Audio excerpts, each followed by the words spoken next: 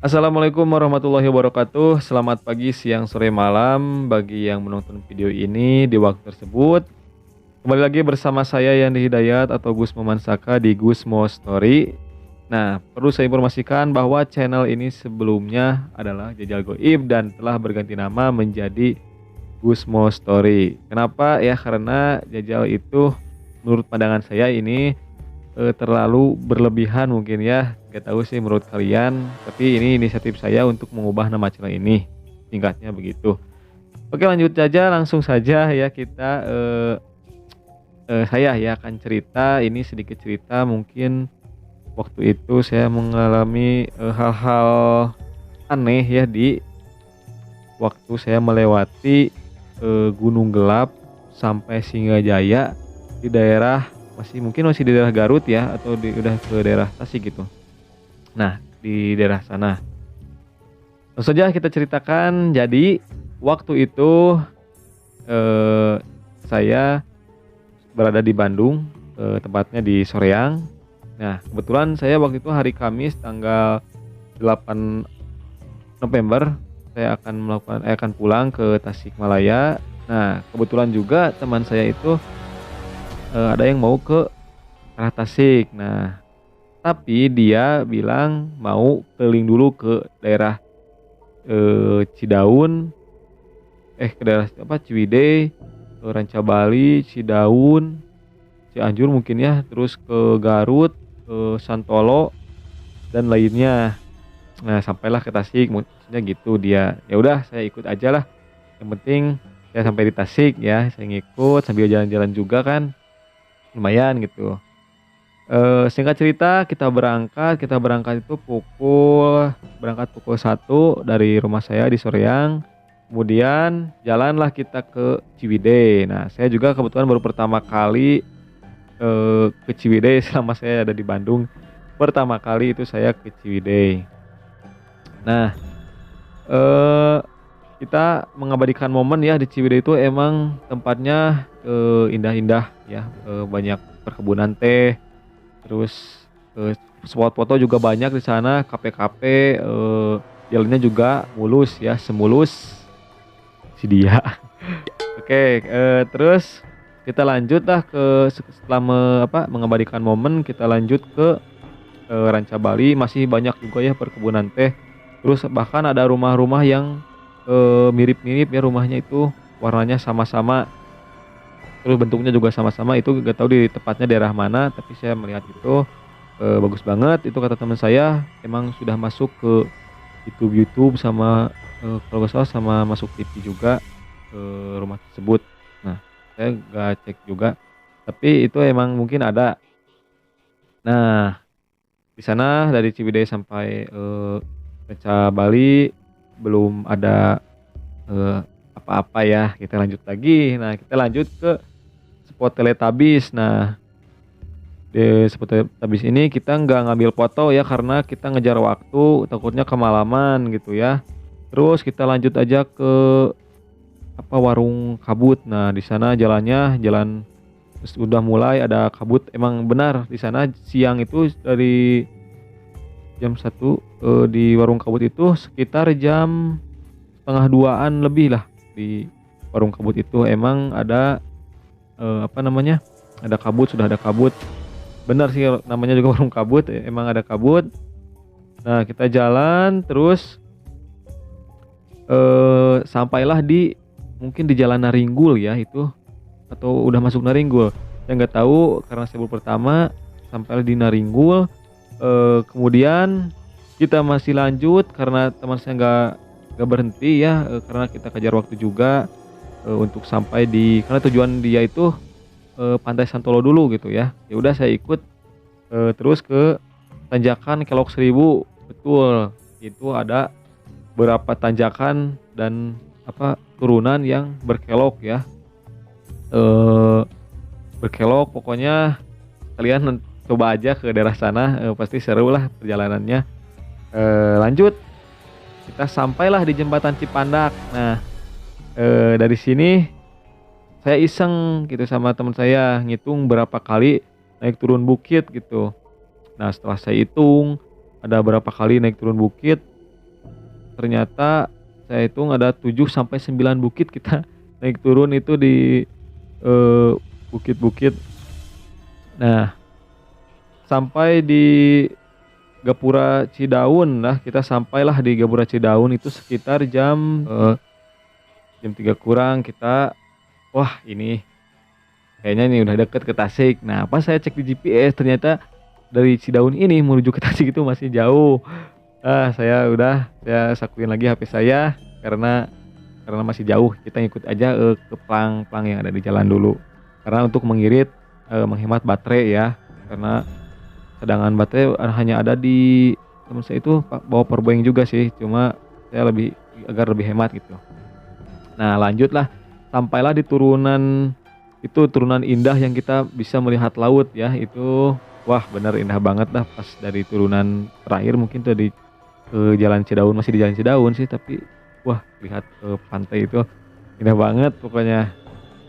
Eee, Kayak apa ya, dari susah-susah ke naik nanjak turun, terus jalan berkelok, berkabut, terus lihat pantai berasa, apa ya, kebayar gitu, hasil, capek gitu, hasil pegal-pegal bokong gitu ya karena duduk di motor. Kebetulan teman saya itu nggak berhenti dari Ciwidey itu, motor itu nggak berhenti ya. Pas di turunan itu saya, belok kiri, eee, terus sempat berhenti juga di jembatan Cilaki tapi nggak sempet foto lah, karena ngejar waktu juga. Kita lanjut aja perjalanan dari jembatan Cilaki itu, kita lewati Jalan Ranca Buaya. Nah, terus kita rehat dulu karena, saya itu lagi pengen bakso juga sih. Kita berhenti di tempat bakso, kita, makan-makan lah, rehat-rehat, minum-minum, istirahat di sana kurang lebih setengah jaman.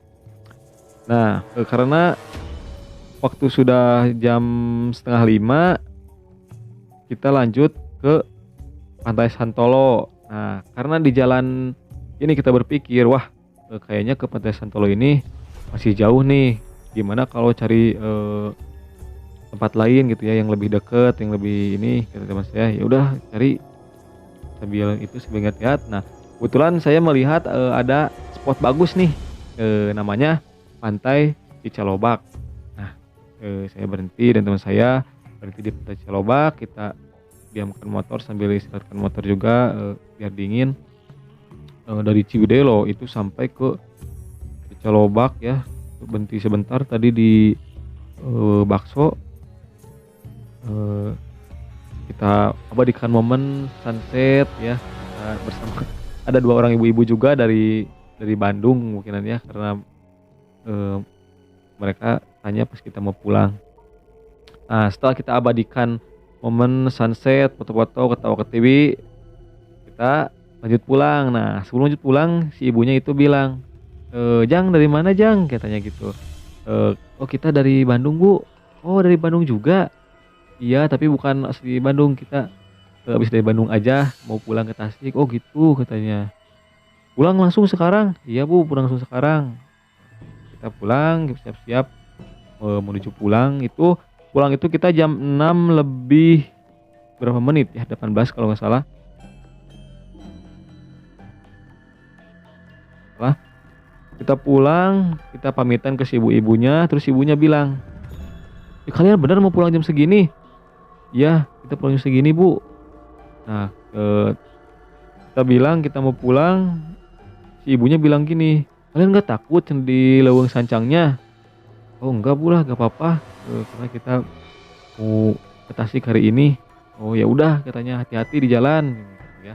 Udah kita pamit ke ibu-ibu itu, terus pamit juga ke si, pemilik warung. Kita pamit juga, kita klaksonin, cus lah kita berangkat dari Pantai Cicalobak ya. Indah banget, kalian, boleh coba ke Cicalobak jam segitu, pemandangan di pantainya itu sangat indah pas malam hari. Kenapa?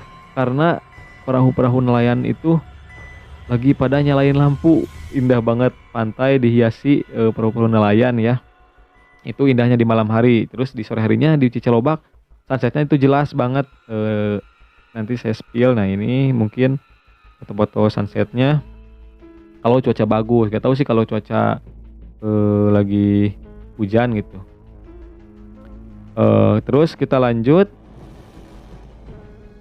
perjalanan pulang. Nah kita, ngambil menurut GPS aja, kita ambil pesisir pantai, jalan rayanya. Nah, salahnya kita itu, kita malah belok ke kiri.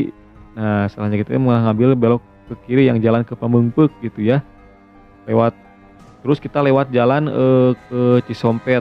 Nah, di sini saya masih ngikut GPS nih, kita jalan ke Cisompet, setengah delapan itu masih di Cisompet.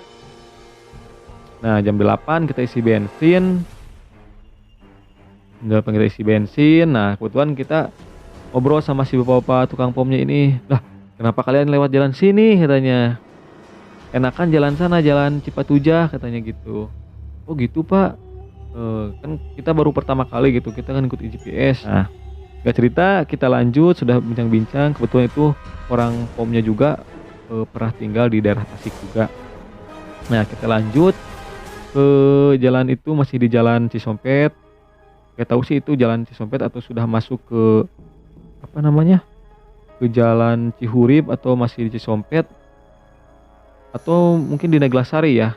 Jam 9 kita menepi lagi karena, terkendala oleh lampu yang menghalangi pandangan kita, karena si cahaya lampu itu mengarah ke atas gitu. Jadi, sulit gitu untuk kita melihat ke depan karena terhalang oleh lampu, mana sudah di klakson-klakson orang dari lawan arah gitu, karena lampu kita nyorot ke mereka. Nah, lanjut aja ya,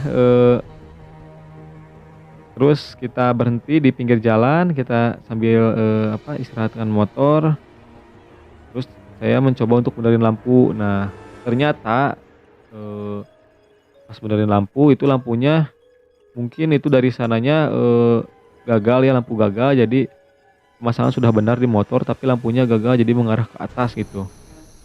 Nah, kebetulan ada bapak-bapak datang, dia baik banget, malahan dia nawarin lampu motor dia untuk dipakai untuk perjalanan kita. Bapak itu bilang ke kita, "Hati-hati ya di leuweung gelap itu," katanya, "jalannya berkelok terus berkabut juga." Nah, mungkin karena ketidaktahuan kita, Bapak itu bilang hati-hatinya juga bukan hati-hati yang dimaksud dia juga sih, mungkin ada hati-hati yang lain itu.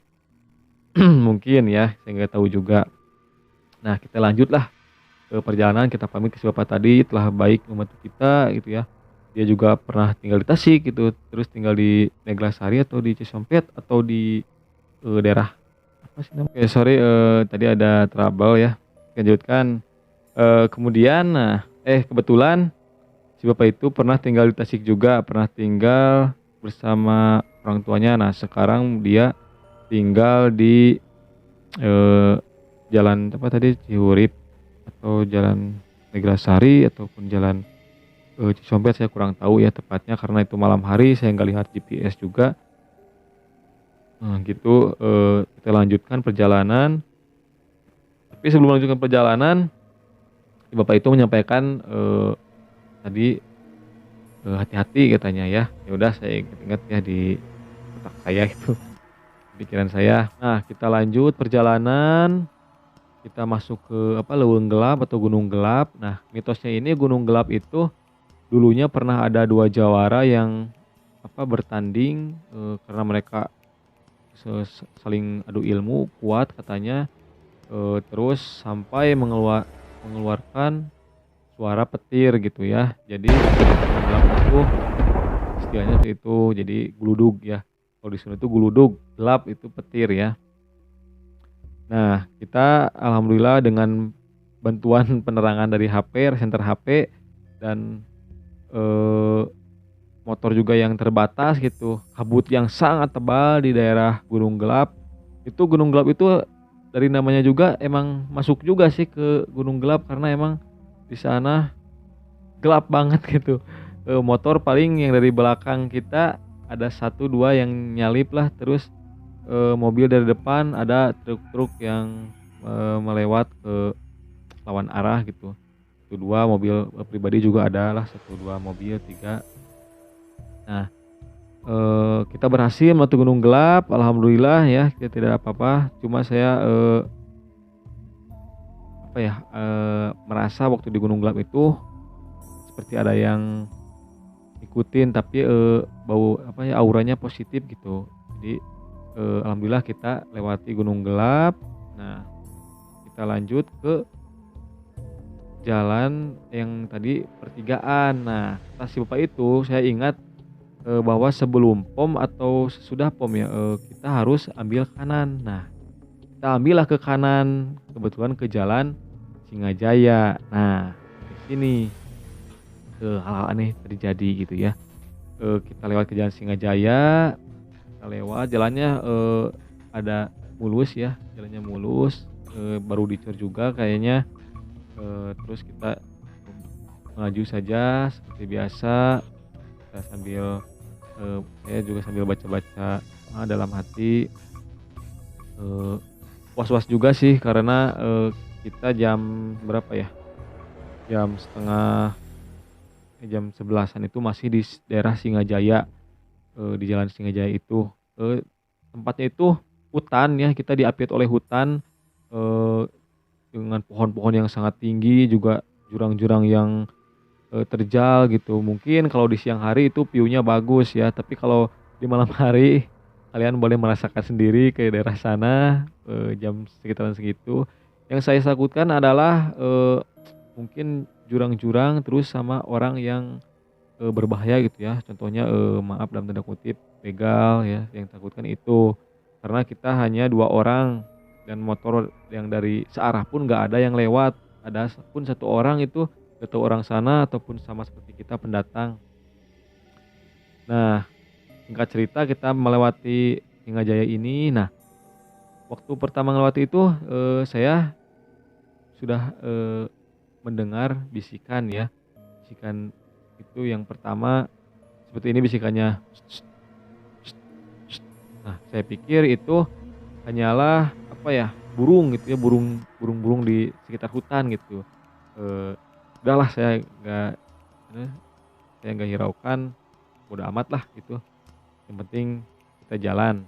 Nah, sambil dibantu senter, kita lihat jalan, sambil lihat GPS juga. Nah, GPS itu kan, apa namanya, sinyalnya hilang, ada, seperti itu.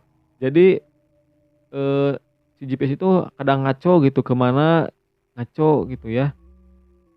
Terus singkat cerita, kita sudah kelelahan ya jam 11 lebih, 15-an. Nah, di sana kita bertemu, bukan berpapasan, jadi kita bertemu searah juga ada 2 orang pemuda, mereka, eee, kelihatannya sih santri ya, kemungkinan mereka santri.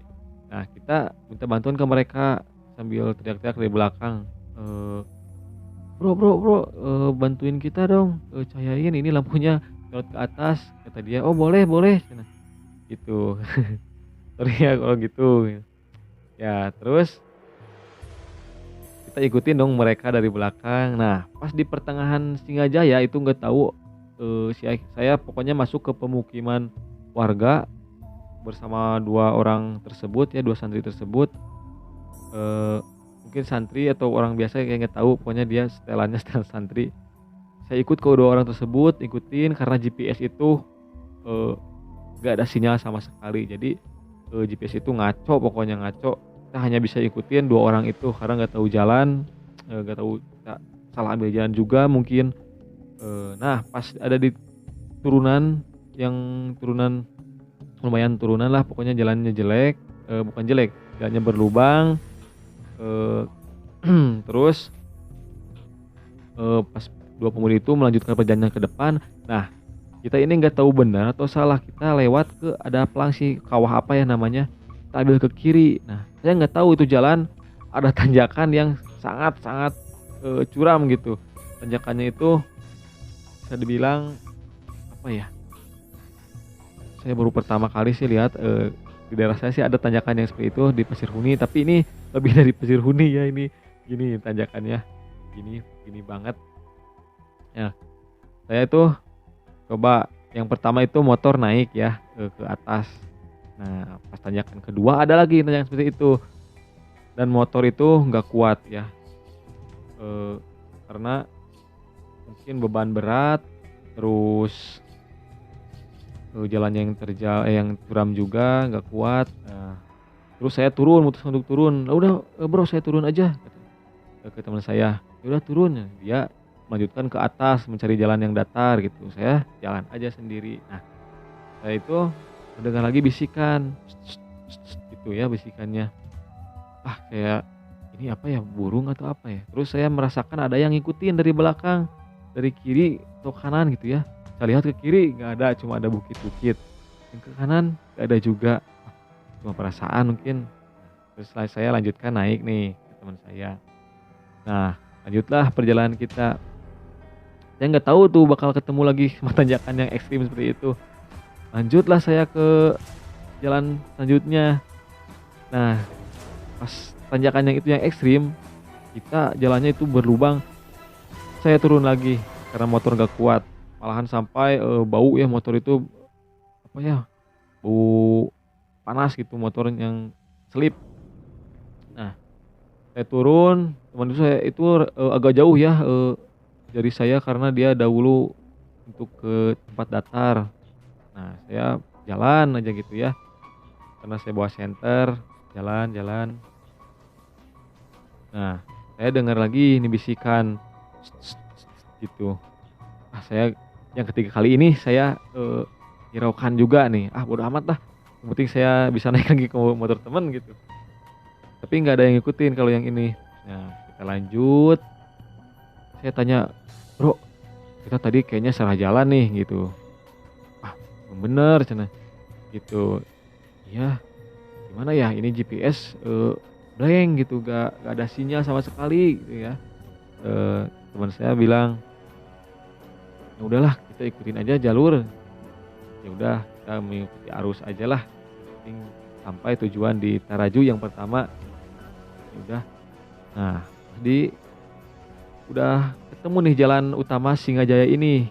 Alhamdulillah dong kita sampai di jalan utama Singajaya. Nah, GPS juga ada nih sedikit-sedikit jaringannya, karena saya pakai Telkomsel, nggak tahu kalau pakai, kartu yang lain itu ada sinyalnya atau enggak ya. Saya pakainya Telkomsel.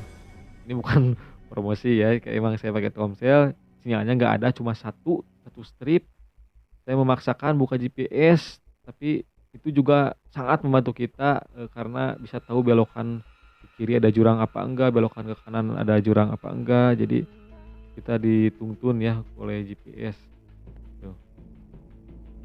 Terus, eee, kita lanjut.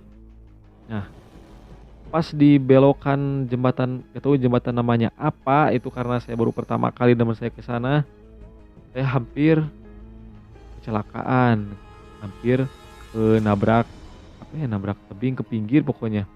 Karena itu mungkin teman saya udah lelah juga, udah pegal banget itu bokong, tapi, pikiran kita sudah ada di rumah gitu. Jam jam setengah 12-an, kita masih di Singajaya. Nah, terus saya mendengar lagi bisikan, seperti biasa bisikannya,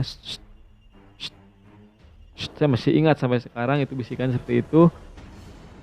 Saya sudah mulai was-was karena jalan berasa nggak sampai-sampai, saya, apa ya, sangat was-was banget. Tapi saya nggak bilang ke teman saya mendengar itu, saya nggak bilang di jalan karena takut dia nggak fokus gitu ya di jalannya, takut terjadi apa-apa. Saya lanjutkan lagi dan teman saya perjalanan, saya kan dibonceng sama dia. Saya lihat kiri kanan, terus, yang kelima ini ada lagi bisikan, nggak tahu di jalan mana itu, masih tapi di GPS masih di, daerah Singajaya. Jalan Singajaya itu tinggal bisikan, gitu ya. Itu emang emang seperti itu bisikannya. Terus lanjut lagi, dengar lagi yang keenam kalinya, bisikannya sama seperti itu. Terus yang ke-7, nah ini menurut saya paling aneh ya, karena, saya merasa di sisi kanan, sisi kiri saya itu ada yang lompat-lompat dari pohon ke pohon. Nah, cuma, apa ya, bentuknya besar gitu, kayak orang tapi besar lompat-lompat ke pohon.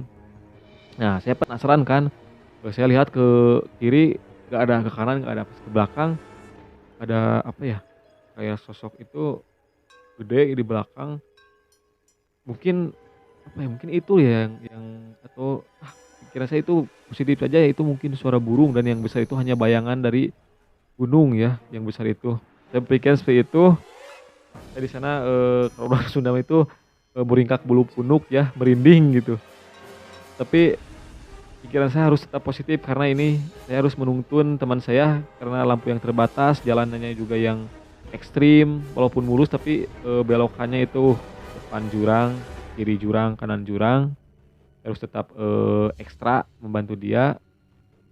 Nah, singkat cerita ini sudah mulai kelihatan nih rumah-rumah warga, kita, senang dong, hati, tapi itu sebenarnya masih jauh, masih perlu turun gunung lagi. Nah, singkat cerita kita turun dan sampai di sebuah warung dan, eee, terlebih saya udah kram banget waktu di perjalanan dari Singajaya sampai warung itu, perut saya sudah sakit banget karena mungkin kedinginan, temen saya juga sudah mungkin perutnya sudah kosong jadi kita isi dulu di warung itu, alhamdulillah masih buka jam setengah 12 lebih ya kalau nggak salah, setengah 12 lebih, warung itu alhamdulillah masih buka, eee, kita makan istirahat, lalu kita setelah 15 menit istirahat kita lanjutkan lagi dari dari Taraju sampai di Taraju itu alhamdulillah tidak ada kejadian apa-apa, mungkin view-nya indah ya kalau siang hari di Taraju cuma dengan apa ya, dengan jalannya yang ekstrim juga di Taraju, kita libas saja lanjut ke Singaparna dan akhirnya sampai ke rumah alhamdulillah dengan selamat sampai saat ini. Nah, saya cerita dong ke teman pas dia nyampe, "Loh, kita tadi ngelewatin jalan ini," ya cerita sama dia. Terus saya cerita juga dengar dengar bisikan, saya lupa lagi gitu udah cerita cerita atau gak tahu belum sama dia, tapi perasaan saya udah cerita gitu. Nah, singkat cerita kita tidurlah di rumah saya. Pas pagi harinya saya searching-searching nih tentang, jalur ke Gunung Gelap sampai, Singajaya. Nah, saya kaget dong ada berita pas di Gunung Gelap itu ya. Ternyata di Gunung Gelap itu daerah sana dulunya pernah terjadi, peristiwa Petrus yaitu pembunuhan misterius ya, waktu zaman penjajahan mungkin ya. Saya juga kaget dong, kalau tahu itu sebelum saya berangkat mungkin saya nggak akan memilih jalan itu, saya akan memilih jalan ke Cipatujah yang menurut bapak-bapak itu, eee, enak gitu ya ke jalan sana walaupun ya di Leuweung Sancangnya ataupun di mana itu mungkin lebih enakan ke jalan ke sana gitu ya. Mungkin itu saja sih yang dapat saya sampaikan cerita sedikit cerita mungkin ya, itu nggak tahu hanya halusinasi saya ataupun emang faktanya begitu, saya nggak tahu. Ini cerita saya nggak kurangin atau nggak lebihin, faktanya seperti itu. Nah, waktu itu saya di apa namanya, pas ada bisikan itu saya selalu berdoa setiap ada bisikan berdoa hilang bisikannya, terus berdoa hilang bisikannya. Seperti itu, nah yang ketujuh kali itu yang mungkin yang nggak akan saya pernah lupakan, saya melihat bayangan besar gitu ya. Oke, itu saja ceritanya, mohon maaf bila ada kekurangan. Wabillahi taufiq wal hidayah. Wassalamualaikum warahmatullahi wabarakatuh. Ya, jelajahi malamu lawan takutmu.